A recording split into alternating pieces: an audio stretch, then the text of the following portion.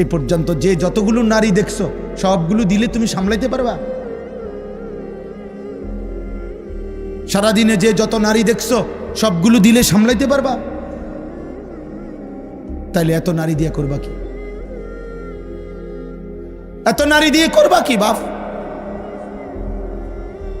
এত নর্তকী দিয়ে তুমি করবা কি? নর্তকীর কাছে তো কিছু নাই বাবা। মোবাইলেই যে নারী তার ছবি দিয়ে লাইছে, নাটকেই যে নারী তার ছবি দিয়ে ফেলছে, এই বাপ তার কাছে তো আর কিছু নাই। যা ছিল সে তো পয়সার মূল্যে বিক্রি করে দিছে। ওর কাছে তো কিছু নাই। ওর হাসি তো ধোকা, ওর দেহ তো ধোকা, ওর রূপ যৌবন তো ধোকা। বেহায়া নারী, বেপর্দা নারী, সে তো নিজের রূপ আর যৌবন ফেরি করে দিছে। সে তো খোলা মাঠে ছেড়ে দিছে যে বুড়া জোয়ান, আতুর, লুলা, পঙ্গু, প্যারালাইজড, অসল, যায় পারো আমারে দেখো, তুমি দেখলেই আমার পয়সা আইয়ে। তাহলে সে তো পয়সার জন্য নিজের শরীর প্রদর্শন করছে, তোমার জন্য না। তোমার জন্য হলেও তো একা তোমারে দেখাইতো, আর একা তো দেখায় এই জন্য স্ত্রী, হালাল এবং পবিত্র স্ত্রী, সে শুধু তার স্বামীর জন্যই সাজে, সে শুধু তার স্বামীর জন্যই সাজে। এজন্য নবী বলছে, ওই নারী নেককার নারী, ওই নারী পবিত্রা নারী, ওই নারী সতীসাধ্যী নারী, ওই নারী উত্তম নারী, ইজা নাজারা ইলাইহা সাররাতহু, যার স্বামী যখন তার দিকে তাকায় তো তার সৌন্দর্য দেখে, তার সাজগোজ দেখে, তার হাসি মাখা মুখ দেখে স্বামীর দিল শান্ত হয়েছে। নারী বলে তাকে নেককার নারী। আল্লাহর নবী বলছে, মাস্তাফাদাল মুমিন বাদা তাকওয়াল্লাহ খায়রান লাহু আল মারআতুস সালিহা। নবীজি বলছে, আল্লাহর এই পৃথিবীতে তাকওয়ার পরে ঈমান, ইসলাম, নামাজ, রোজা, বন্দিগি, এই ইবাদতের পরে কোনো ব্যক্তি দুনিয়ার সর্বশ্রেষ্ঠতার যে অর্জন, সম্পদ, নেয়ামত, দুনিয়াবি যা সে পেল, তার মধ্যে সর্বশ্রেষ্ঠ নেয়ামত আল মারআতুস সালিহা, একজন সতী সাধ্যী পবিত্রা নেককার স্ত্রী। বিশ্বাস করে কেউ যদি একজন নেককার স্ত্রী না পায়, চরিত্রহীন স্ত্রী মিলে যায় কারো, সে শেষ। আর কেউ যদি নেককার একজন বিবি পায়, গোটা পৃথিবীর সবচেয়ে বড় নিয়ামত সেই পায়। এই পৃথিবীর বাকি সম্পদ কুটিবার পাওয়ার চাইতেও একজন পবিত্র, নেককার, চরিত্রবান, পর্দানসীন, সতী সাধ্যী স্ত্রী মিলে যাওয়া, আল্লাহর কসম, এটা জীবনের সবচেয়ে বড় প্রশান্তি, সবচেয়ে বড় আনন্দ, সবচেয়ে বড় সান্ত্বনা। আর সেটা মিলবে না বাপ। আমার আব্বা একটা ছেলেকে বলি, এই লাগাতার অব্যাহত নারী দেখলে, ছবি দেখলে, জিনা ব্যভিচারের দৃশ্য দেখলে পবিত্র নারী মিলবে না। এটা আল্লাহর ওয়াদা, কোরআনের ওয়াদা। আয-যানি লা ইয়ানকিহু ইল্লা যানিয়াতান আও মুশরিকা। আল্লাহ কোরআনে বলছে, ব্যভিচারী পুরুষ তার কপালে বিবাহিত, সে যাকে করবে সেটা দুইটা হবে। আল্লাহ পাক বলছে, হয় জানিয়া, আরেকটা ব্যভিচারিণী নারী, আও মুশরিকা, অথবা কোনো মুশরিক নারী। কসম খোদার, কোরআন শরীফের আয়াত। ওয়াজ-জানিয়াতু লা ইয়ানকিহুহা ইল্লা জানিন আও মুশরিকুন। আল্লাহ বলছে, এবং কোন নারী যদি ব্যভিচারী হয়, নারী যদি চরিত্রহীন হয়, আল্লাহ ওয়াদা দিছে ওর কপালে স্বামী জুটবে যেটা, এটার পরিচয় হবে দুইটা, হয় সে ব্যভিচারী পুরুষ আর নয়তো মুশরিক। আর কেমনে কইতো আল্লাহ? বাংলায় কইতো? আর কেমনে বলতো বাবা? বাংলায় বলতো, বাংলায় ওয়াহুররিমা যালিকা আলাল মুমিনিন। এবং আল্লাহ বলেন, কোন ব্যভিচারী পুরুষ কিংবা ব্যভিচারিণী নারী ঈমানদারের জন্য হারাম, ঈমানদারের জন্য হারাম করে দেওয়া হবে। ওয়াহুররিমা, হারাম করে দেওয়া হবে। এজন্য দয়া করে একজন হোক, দুইজন হোক, পর্দার আড়ালের যে মা বোনরা আছেন তাদেরকেও বলি, মা বোন, হে মুসলিম কন্যা, তুমি তোমার ইজ্জতের হেফাজত করো, তুমি তোমার আখলাকের হেফাজত করো। রাস্তার কোনো দুষ্ট, মহল্লার কোনো চরিত্রহীন যুবকের ফাঁদে তুমি তোমার ইজ্জত দিয়ে দিও না। ও তোমাকে ধোঁকা দিবে, ও তোমাকে ধোঁকা দিবে। আল্লাহ আমাদের বোনদেরকে, মেয়েদেরকে, ছেলেদেরকে, আমাদের নওজওয়ানদেরকে হেফাজত করে। অতএব বাপ, আমরা একটা আশা করি, এটা আর কি ভাবি, যে এই ছেলে পেলেদেরকে ওরা বেশি পরিমাণ গুনার মধ্যে পাগল বানায় ফেলছে। ওদের চুল, চেহারা, লেবাস, পোশাক, আখলাক, মোবাইল, নারী, অসভ্যতা, অশ্লীলতা সবার সামনে। আপনি এটা বিবেক দিয়ে ভাববেন। কিরে বাবা আছে, দাদা আছে, এলাকার মানুষ আছে, চারিদিকে মসজিদ, যেই গল্লি দিয়েই সে হাঁটুক ওই গল্লি দিয়েই একটা একটা মসজিদ আছে, কিন্তু কোনো কিছু তার একটু লজ্জাবোধও করে না। কিরে তার বাবা কই, নলে মা কই? আমি জীবনে একবার একটা টুপি, 4টা ফুল মাঝখান দিয়ে 4 জায়গা রঙিন 4টা ফুলওয়ালা একটা টুপি পরছিলাম জীবনে একবার।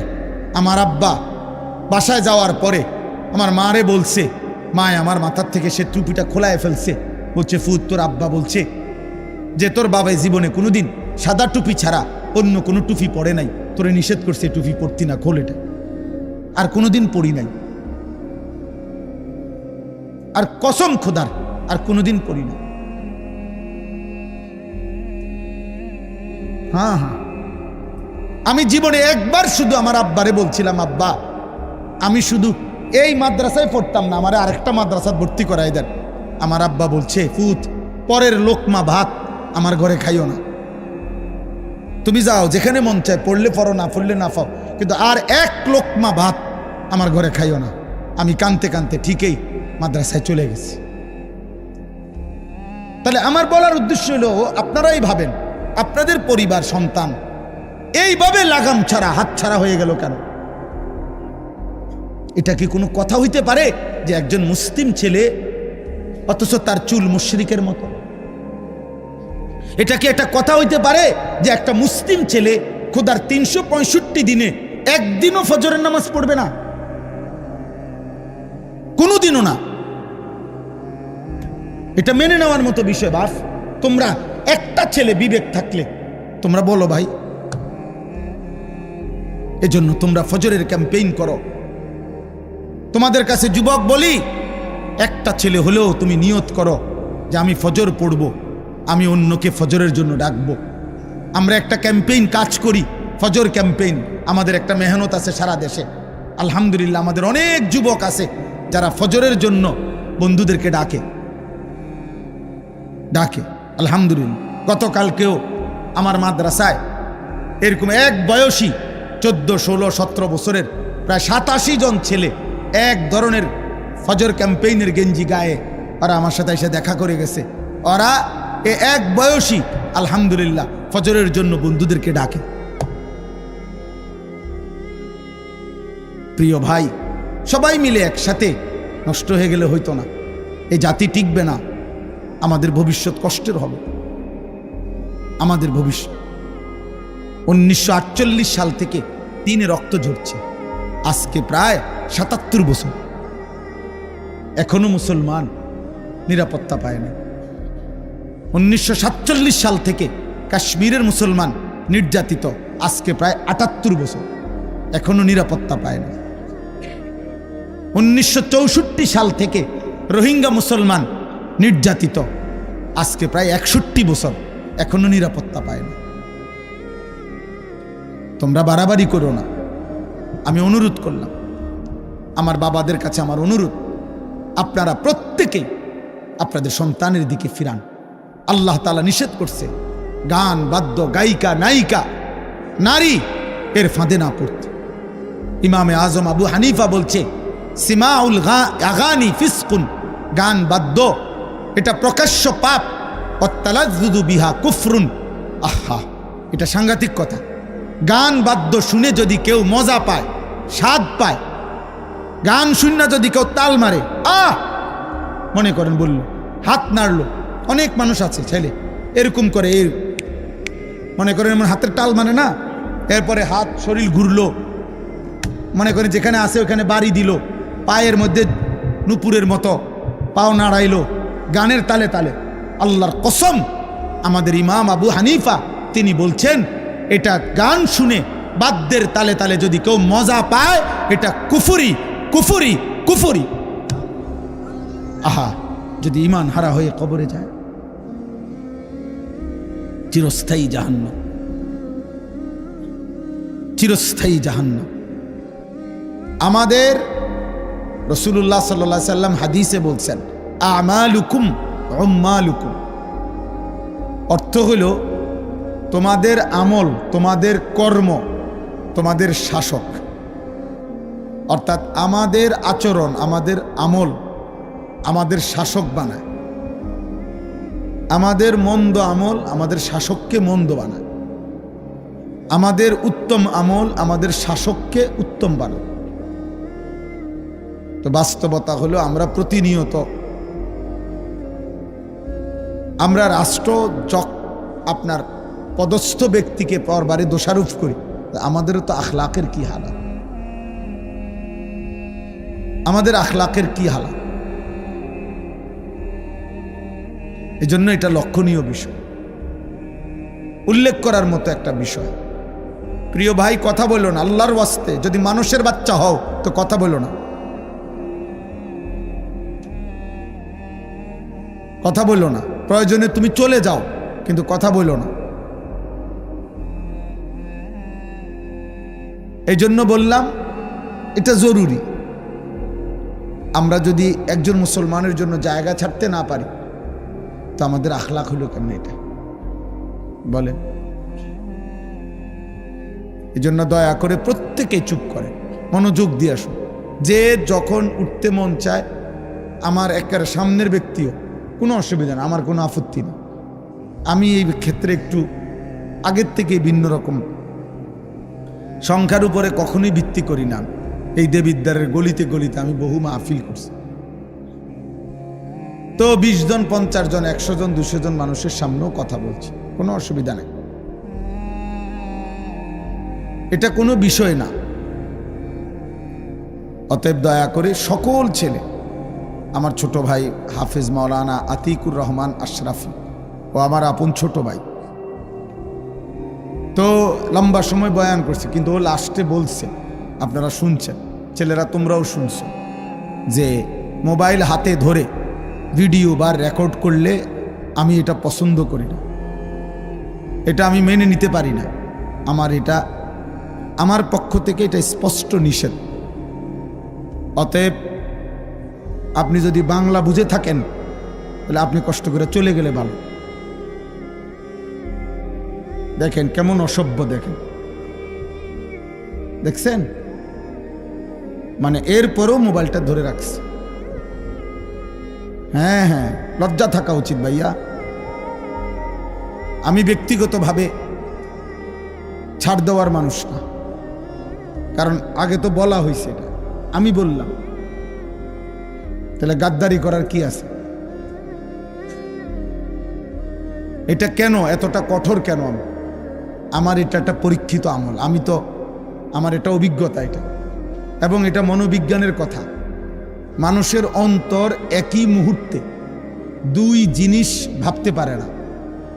তো কারো অন্তরে যদি মোবাইলটা হাতে থাকে, তার দিলে সারাক্ষণ মোবাইলের আসক্তি থাকে, মানে এটার কথা মনে পড়ে, ঠিকমতো উঠতেছে কিনা, এটারে আগায় পিচ্ছায় কমায়, ছোট করে বড় করে, ফলে বেচারা মোবাইলের প্রতি তার পুরাপুরি মনোযোগ থাকে, ফলে নিজের দিলে কিছু ঢোকে না, ও আর কিছুই বোঝে না। তাহলে এরকম যদি 1 লক্ষ ওয়াজও কেউ মোবাইলে উঠায়, তাহলে তার আখিরাতের কি ফায়দা হবে বলে? আখিরাতের অর্জনটা কি হবে? ইনসাফ করে বলে। কোন বক্তার সাথে যদি কারো ছবি থাকে একটা, কি হবে এতে? আখিরাতের কি অর্জন আছে? কোনো অর্জন মনে হয়? তাইলে এই জন্য প্রিয় ছেলেরা, বাবা, একটা জিনিস সমাজে শুরু হয়েছে দেখে এই পৃথিবীতে এটার জন্য মাতাল হয়ে যাইতে হবে, এটা কোনো যুক্তির কথা না। এই পৃথিবীতে বহু কিছুই আসছে গেছে, শেষ পর্যন্ত থাকে নাই কোনোটাই, কিন্তু ইনসান থাইকা গেছে, আমাদের আমলনামা থেকেই যাবে। আমি চোখে দেখছি ফিতাওয়ালা ক্যাসেট, ফিতাওয়ালা ক্যাসেট, হাজার হাজার গান ওই ফিতাওয়ালা ক্যাসেটের মধ্যেও ছিল, ফিতাওয়ালা ভিডিও, হাজার হাজার ছবি, হাজার হাজার সিনেমা ওইগুলোতেও ছিল, কিন্তু সেগুলো এখন আর পৃথিবীতে নাই। কিন্তু ওই পুরুষ নারীগুলোর গুনাহ মুছে গেছে। তো পাতলা পাতলা ক্যাসেট ছিল, সিডি, একদম পাতলা গোলাকার, এই সিডি ক্যাসেট আমরা দেখছি। সেগুলোতেও হাজারো গান বাদ্য, হাজারো নায়িকা গায়িকার সিনেমা নাটক ছিল, সেগুলো এখন আর পৃথিবীতে নাই। কিন্তু ওই গুনাহগুলো কি মুছে গেছে? তো তাইলে বলেন। এই জন্য দোস্ত, আজকের ফেসবুকও থাকবে না, ইউটিউবও থাকবে না, এই বড় মোবাইলের এই প্রযুক্তিও থাকবে না, কিন্তু এর দ্বারা যার যে গুনাহ হচ্ছে, নারী, ছবি, অস্থি দৃশ্য, হারাম যত গুনাহ, এটা কিন্তু বুঝবে না, এটা আমলনামায় জমা থাকবে। আধুনিকতার এই প্রযুক্তি হয়তো থাকবে না, কিন্তু আমলনামা থেকে যাবে, আমলনামা থেকেই যাবে। ওয়ালাদাইনা কিতাবুন ইয়ানতিকু বিল হক ওয়া হুম লা ইউজলামুন। আল্লাহ তাআলা বলেন, আমি আল্লাহর কাছে আমার ফেরেশতাদের মাধ্যমে 24 ঘন্টা আমি তোমার আমলনামা রেডি করছি। কিয়ামতের দিন তোমার আমলনামাই এক বিন্দু বেশি কম না করে তোমার সামনে কথা বলবে, তোমার বই কথা বলবে, তোমার জিন্দিগির আমলনামাই কথা বলবে। অহুম লা ইউজলামুন, কোনো জুলুম হবে না, একটা গুনাহ কমও হবে না, একটা নেকি কমও হবে না, একটা গুনাহ বেশিও হবে, বেশিও হবে না। এটা জরুরি, এটা বোঝা উচিত। এই একটা শুরু হয়েছে আর কি, মন চাইছে যে যার কারণে কোনো বাধা নিষেধ না মানা।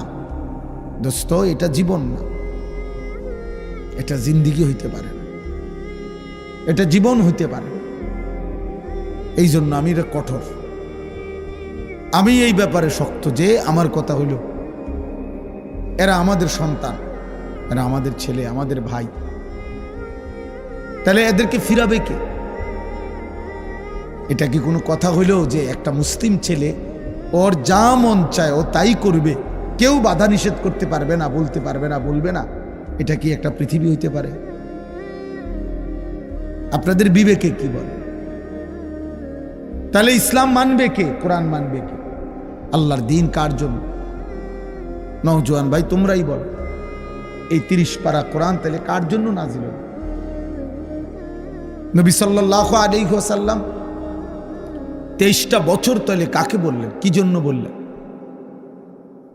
এক ওয়াক্ত নামাজ মুসলিম পরিচয় দেওয়ার পরও যদি তোমার পড়তে মন না চায়, তো এই নামাজ কার জন্য ফরজ হলো? হালাল হারাম যদি কোনোভাবেই মানতে মনে না চায় আল্লাহর বিধান, তো এই কোরআনের বিধান কার জন্য? তাইলে আল্লাহর বিধান তাহলে কার জন্য?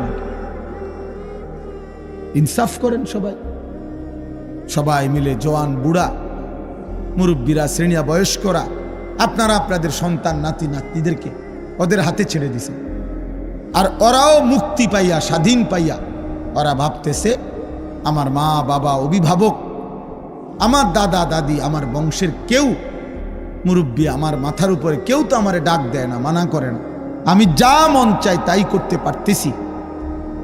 আমার বাপ, আমার ভাই, এটা তো জীবন না,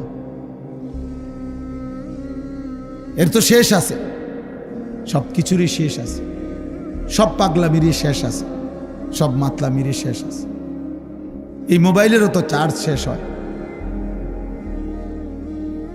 মোবাইলেরও যেহেতু চার্জ শেষ হয়, হায়াতের চার্জও তো শেষ হয়। একদিন রাত ভোর হবেই, একদিন হায়াত শেষ হবেই। ওয়াজাআত সাকরাতুল মাউত বিল হক, যালিকা মা কুনতা মিনহু তাহিদ। আল্লাহ বলেন, যেই মৃত্যু থেকে তুমি বারবার পলায়ন করেছিলে বান্দা, সেই মৃত্যু সত্যই মৃত্যুর যন্ত্রণা একদিন আসবেই আসবে। হাসলেও মরে যাবা, কাঁদলেও মরে যাবা, সুখে থাকলেও মৃত্যু হবে, দুঃখে থাকলেও মৃত্যু হবে। রাজপ্রাসাদের অট্টালিকায় যে থাকে তারও মরণ হবে, জীর্ণ কুঠির কুড়ে ঘরে যে থাকে তারও মৃত্যু হবে। জীবনে যে কোনোদিন সুখ দেখে নাই সেও মরে যাবে, জীবনে যে কোনোদিন দুঃখ দেখে নাই সেও মরে যাবে। সেজদা দিতে দিতে কেউ যদি আব্দুল কাদের জিলানিও হয় তারও মৃত্যু হবে। নাফরমানি করতে করতে কেউ যদি ফেরাউন নমরুদও হয় তারও মৃত্যু হবে না? অনুগত অবাধ্য ইমানদার বেঈমান সবারই মৃত্যু হবে, সবারই মৃত্যু হবে। প্রিয় নওজোয়ান, মৃত্যুর কাছে তুমি একদিন হারিয়ে যাবে। মৃত্যু এসে তোমার সব আস্ফালন আনন্দ আয়োজন থামাই দেবে। প্রতিদিন, খোদার কসম, প্রতিদিন এই পৃথিবীতে বৃদ্ধ মানুষের চাইতে জোয়ান মানুষ বেশি মরে। আল্লাহর কসম, এটা আল্লাহর ওয়াদা। প্রতিদিন কিশোর যুবক এই পৃথিবী থেকে বেশি মরে। অমিনকুম মান ইউতাওয়াফা মিন ক্বাবলু, আল্লাহ কোরআনে বলছেন, আমি মানুষকে দুনিয়ার হায়াতে তিনটি জীবন, তিনটি কাল দেই, শিশু, যুবক, বৃদ্ধ, কিন্তু আমি সকলকে এই তিনটি অবস্থায় পূর্ণ পৌঁছাই না, তার আগেই আমি মৃত্যু দিয়ে ফেলি। আমার কাছে কিতাব আছে, তাফসীর আছে। হযরত হাসান বসরি রহমতুল্লাহ আলাই, হযরত ইবনুল জাওজি রহমতুল্লাহ আলাই, এরকম বড় বড় বুজুর্গানে দিন পূর্ববর্তী জামানার, ওনারা বলছেন, হে যুবক, তুমি লক্ষ্য রাখো, যেই গাছের থেকে ফুল বের হয়, যেমন আম গাছ, আম গাছের যেই মুকুল বের হয়, সেই মুকুল, সেই ফুল, আম হয় যতগুলো, ঝরে যায় ফুল তার চাইতে বেশি। ছোট্ট ছোট্ট আম হয় যতগুলো, এরপরে বড় বড় আম হয় যতগুলো, ঝরে যায় বেশি। এরপরে পাকে যতগুলো, ঝরে যায় বেশি। শেষ পর্যন্ত পৌঁছায় কম, ঝরেই যায় বেশি। নাকি টিকে থাকে বেশি? আমের মুকুল দেখেন নাই কোনো সময়? ছোট্ট ছোট্ট পিচ্ছি পিচ্ছি আম দেখেন নাই কোনো সময়? হযরত ইবনুল জাওজি রহমতুল্লাহ কিতাবের মধ্যে আছে, উনি বলছেন, হে যুবক, মনে রেখো, প্রত্যেক যুগে, প্রত্যেক সমাজে, প্রত্যেক বাড়িতে তুমি হিসাব করো যে কিশোর যুবক সমবয়সী যদি হয় যে পরিমাণ, তার সাথে আনুপাতিক হারে বৃদ্ধের সংখ্যা অনেক কম। মানে একটা বাড়িতে যদি এই মুহূর্তে নওজোয়ান 14, 16, 18, 20, 25 বছরের ছেলে মেয়ে থাকে 20 জন, 30 জন, তাহলে আনুপাতিক হারে, মানে এটা ধারে, এইটা চিন্তা করলে বৃদ্ধ মানুষ তো থাকার কথা কমপক্ষে 12-14 জন, কিন্তু ওই বাড়িতে 30 জন কিশোর যুবকের ছেলে মেয়ের মোকাবেলায় বুড়া চাচা, বুড়া দাদা আছে মাত্র 2 জন, 1 জন। বুঝেন নাই হিসাবটা? তাহলে বুঝা গেল এই আজ থেকে 30 বছর আগেও তো, 50 বছর আগেও তো কেউ কিশোর যুবক হিসেবে আগাই আসছিল। তাহলে ওরা সবাই যদি বৃদ্ধ হইতো, তাহলে বৃদ্ধ এত কম হইল কেমন? তাহলে হিসাবে তো কাছাকাছি থাকবার কথা, কিন্তু জওয়ান হইল 20 জন, বৃদ্ধ হইল 2 জন। কেন? মানুষে বলে না যে এই চাচা আর আমগো গ্রাম বাড়ির শেষ শুধু দোয়া করেন, আমার দাদাই আর বাকি সব মরে গেছে। আমার বাপ চাচা, মনে করেন আমার বাপ চাচা 4 জন, তাহলে আমার বাপ চাচার ছেলেরা, ছেলে মেয়েরা, আমরা চাচতো ভাই, জ্যাঠতো ভাই, আমরা মিলে আমরা আছি না হয়তো 40-50 জন। তাইলে 30-40 জনের কম হবে না, কিন্তু আমার বাপ চাচার মধ্যে শুধু আমার ছোট চাচা একজনই বাইচা আছে। আমার দাদাও নাই, জ্যাঠাও নাই, আমার বাবাও নাই, আমার সেজো চাচাও নাই, শুধু ছোট চাচা আছে। অথচ আমার এই বাপ চাচা 4 জনের সন্তানদের মধ্যে একমাত্র আমার বড় জ্যাঠার একজন ছেলে মারা গেছে আর সবাই আল্লাহর রহমতে বাইচা আছে। তাহলে ভাইয়া বুঝো, এটা বুঝতে চেষ্টা করো। কেউ যদি বুঝতে চাও আর তোমার তামসা যদি তোমার কাছে পছন্দ হয় তো ঠিক আছে বাবা, কেউ কাউরে থামাইতেও পারে না, কেউ কাউরে পিছাইতেও পারে না, কিন্তু এটা ইনসাফ যে আগামী 50 বছর পৌঁছতে পৌঁছতে তোমাদের বয়সী অধিকাংশ কবরে চলে যাবে। টিকবে, অনেকে বুড়া হবে অল্প, বুড়ো হবে অল্প, টিকে থাকবে অল্প, ঝরে যাবে বেশি। অমিনকুম মান ইউতাওয়াফা মিন ক্বাবল। এই জন্য আজকেও একজন লোক এটা আমি বুঝাইছি যে ভাই এটা ভাববেন না যে এখনো বয়স বাকি, না না। ওয়ালিতাবলুগু আজালাম মুসাম্মা, আল্লাহ বলেন আমি কিন্তু যাকে যখনই মৃত্যু দেই আমি কিন্তু তার হায়াত পূর্ণ করেই মৃত্যু দিই।